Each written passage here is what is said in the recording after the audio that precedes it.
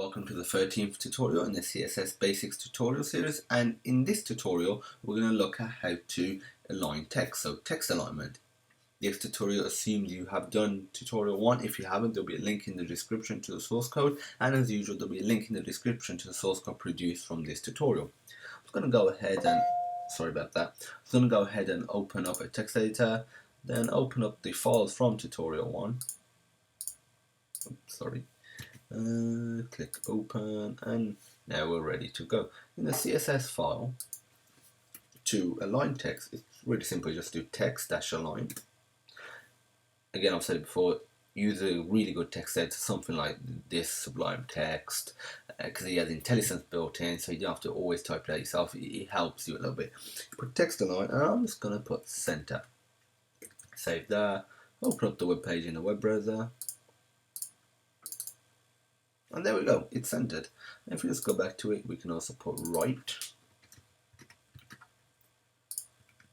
Now it's centered right. One thing to notice is if I just go back to the web browser, refresh, I'll right click, inspect element. And because we apply the styling to the body tag, and the body tag is the full width of the viewport. As of next, we haven't done any styling, in terms of size styling to it.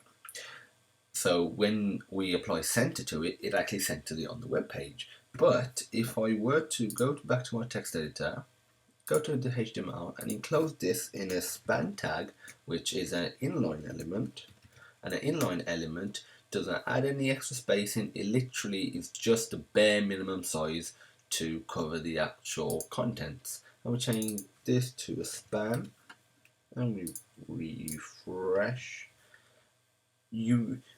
We no longer have, forgot to save the HTML file. Let's go back to the web browser, refresh. We've got the red text applied to it, or the red color applied to the text, but it's not centered.